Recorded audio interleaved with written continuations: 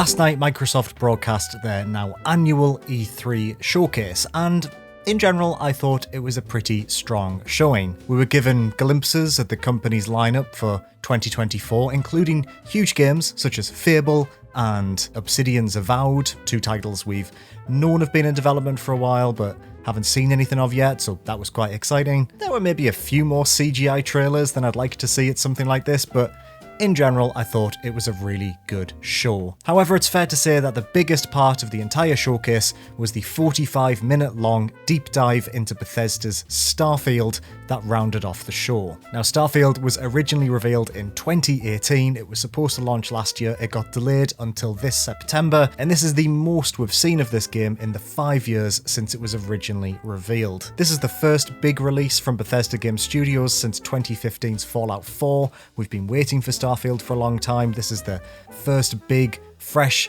IP the company have tackled in a long time. A lot is riding on Starfield, basically, so it was good to see this huge deep dive to finally get a better idea of what Starfield actually is. And I'm feeling pretty positive about the game, to be completely honest. That extra year of polish has clearly paid off. This was a much stronger showing compared to the game's initial reveal last year. I thought that presentation left too many questions unanswered and didn't really give me a comprehensive idea of what I'd be doing in this game.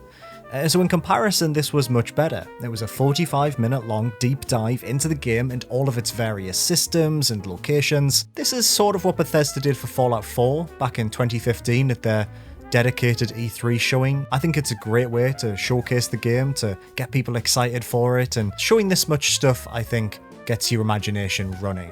It lets you start to think about how you're going to play it and the choices you might make when you finally get your hands on the final release. And this might sound a little bit weird, but I really liked how we saw the game in its entirety, rough edges and all. Because we saw so much of Starfield in action, we were given a lot of opportunities to see the game in its rawest form.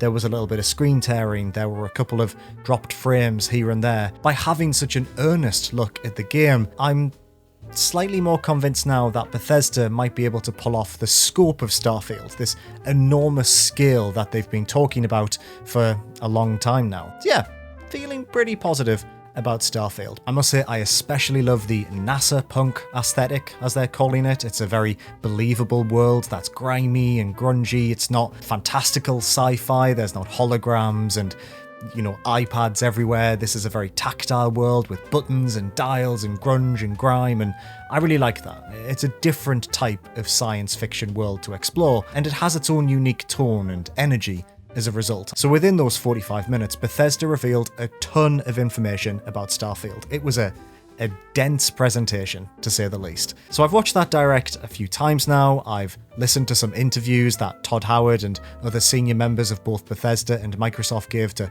other members of the press, and I've condensed it all down into 12 individual points that I think were the highlights from the show. So if you don't want to watch that full 45 minutes, don't worry about it. Just stay here. I've got 12 things that you need to know about Starfield that you might not have known before, because like I say, there's a big game, there's a huge game, there's a lot to know. So let's not waste any more time. These are the 12 things we learned from the Starfield Direct. So let's talk planets, because there's over 1,000 of them, and I think the majority of your time in Starfield is going to be spent exploring the surfaces of these planets. We saw a larger amount of planet variety this time. You might remember last year the first glimpse we had of Starfield was on a very generic looking rock-covered moon-like planet. It wasn't the most exciting way to start your initial reveal for Starfield, but clearly Bethesda heard that feedback because we saw a huge amount of planet variety this time around.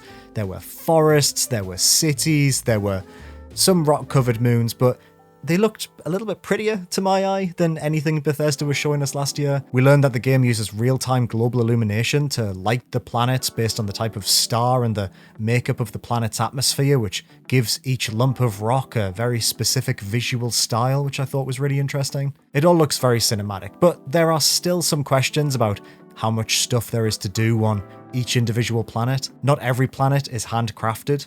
Some, or maybe most of them, are procedurally generated, a bit like how we saw No Man's Sky handle its infinite universe. So on each planet you can scan stuff, which is I guess interesting. Mine for resources using a No Man's Sky style zapper, find structures to explore and NPCs to interact with. You can't move seamlessly between the planet's surface and space. There is a loading screen that separates the two, which kind of feels like a shame, but considering the scope of this game, I get it. It's not a deal breaker, I don't think. Maybe there won't be a fixed loading screen, maybe there's just a generic animation that shows your ship taking off.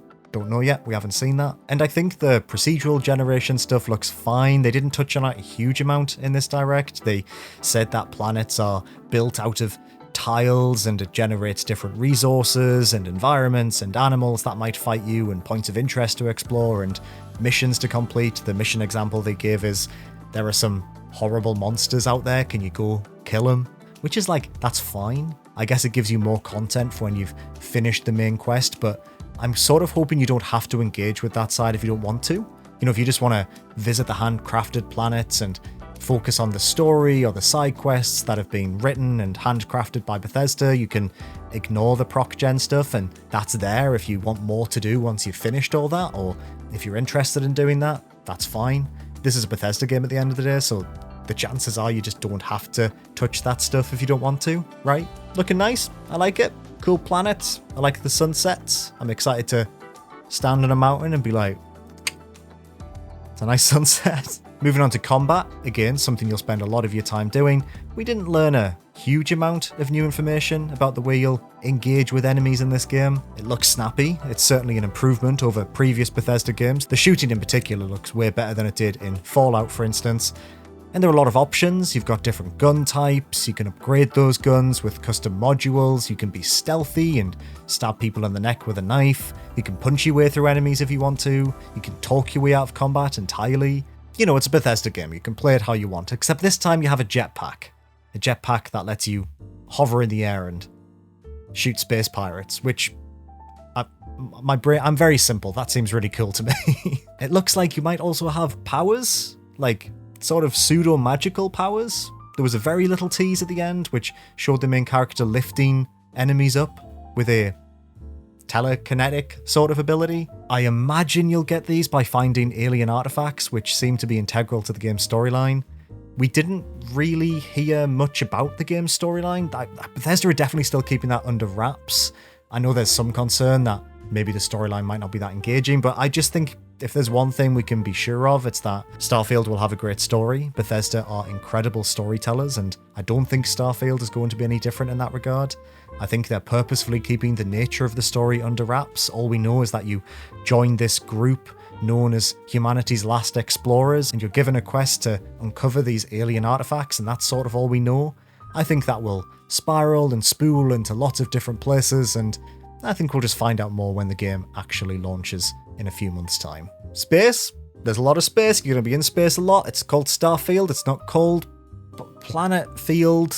We saw a lot more of ship customization. You can really create some weird and unusual things. You can make a mech if you want to. If you just want to fly around in Optimus Prime, you can do that.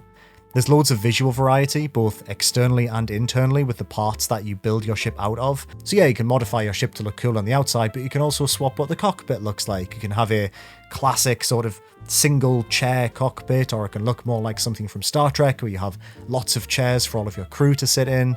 Speaking of crew, you can assign crew to your ships, you can hire people from spaceports or find NPCs out in the world, and they all have their own individual skills that can benefit either your ship or outposts. You can build outposts on planets, we already knew that. We saw a little bit more of that, but not a huge amount more. And when you're engaging other ships in combat in space, I thought this was really cool. You can reassign power to different systems of the ship, so you can put more power to the engines and that'll let you go faster, or you can pump it all into your shields and weapons so you're ready for a fight. And as you're doing this, your character's clicking these mechanical buttons which just look so tactile and grounded in a very compelling way. And you don't even have to destroy enemy ships, you can board them or hail them to trade or attack, and there'll be lots of unique events in space as well, like derelict ships or cruise liners. You can board a cruise liner and chat to people on there. I think that's quite exciting. I think that's where a lot of the Bethesda magic is going to be found, is in these individual ships or derelict spaces that you'll explore and find out what happened within them. Cities were given a huge focus in this direct. We were shown New Atlantis, which feels like the most important city in the game. It was described as the biggest city the team have ever made. We also saw a killer city, which was more Wild West inspired. It was scrappy and looked a bit like something from Fallout to me, which was quite exciting. There's Neon, a former fishing platform, now a pleasure city where these people dance in tentacle costumes. And presumably there'll be even more to find and discover. There's definitely like this beach resort city that was teased in this trailer, which I thought looked really cool. We've now seen the character creator. The character creator looks maybe not more powerful, but I think Bethesda have definitely expanded it in many ways. It looks more inclusive and diverse than previous tools. You can get so granular that you can change what your character's teeth look like, which is really funny. And Bethesda even said that they used this character creator to create the majority of the characters you'll find while playing Starfield, which means if you see a specific character in the world, there's a very high chance that you can make your character look identical to them, which is pretty cool. You can steal someone's face and identity if you want to, because why not? Sticking with the character creator for a bit, once you've created your player character, you can then assign them a background, which is basically a backstory. There were loads of backstories. You could be a chef or a pioneer. Choosing a backstory will assign you 3 relevant perks to begin with, and it looks like some characters may acknowledge your past, but the only example we've seen was the same person who's present for when you actually create your character, which implies to me that this is likely the extent of verbal acknowledgement. It's not like you're going to speak to a random NPC on a planet and they'll be like, hey, you're a chef, that's cool. Although you will get some custom responses in dialogue. So we were shown one character wanted a monster to be killed, and if you had the beast hunter background, you could be like, I'm a beast hunter, I'm so good at that, I can do that for you. And you'll instantly be given the quest instead of having to try and haggle or whatever. You'll also be able to choose 3 traits. These are completely optional, but they can provide both pros and cons to your character. They function very similar to how they do in Fallout. Some are quite quirky, some are quite basic. One was called introverted. If you're an introvert, then you don't like being around other people. If you're around other people, your energy drains faster because you're having to use up energy being around other people, which is quite cool. The one that people are talking about the most is Biggest Fan, which brings back the Biggest Fan character from Oblivion, which is quite funny. He'll follow you around and be very annoying. And then there was kid stuff. The con of that is you have to send some credits back home to your family, but the pros is that you can go and visit your parents at any point. Skill trees function very similar to how they do in other Bethesda RPGs. You earn XP by playing the game. When you level up, you get a skill point. These can be used to unlock or rank up skills. Now, you unlock skills like you do in any other RPG, but you unlock additional ranks by completing challenges that are related to that skill. So a lock picking skill requires you to pick 5 locks before you can upgrade it to level 2, for instance. And with each rank, these challenges become more difficult. There are 5 skill trees: physical, social, combat, science, and tech. Lots of variety, basically, to build the character you want to play as. NPCs are romanceable.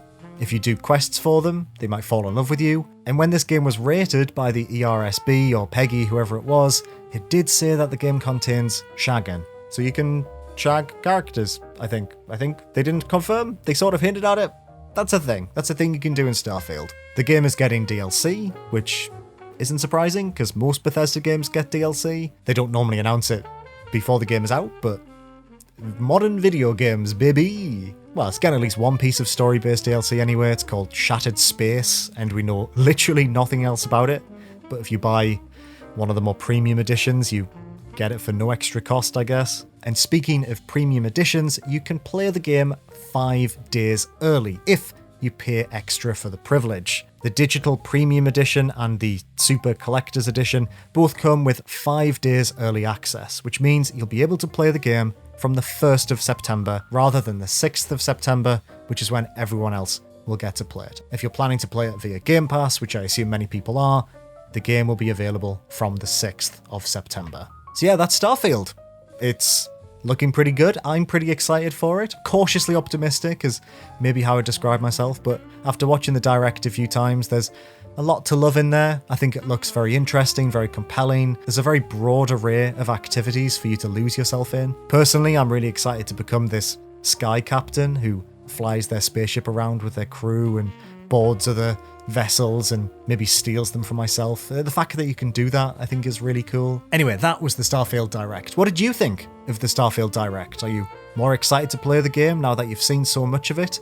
Let me know in the comments below. For all your PC gaming needs, including more coverage of Not E3, make sure to check out rockpapershotgun.com, and if you'd like, you can subscribe to this channel for videos about PC games as well. Isn't that nice? That's nice, isn't it? Do that. Why don't you do that? Anyway, thanks very much for watching, and I'll be back very soon. Bye for now.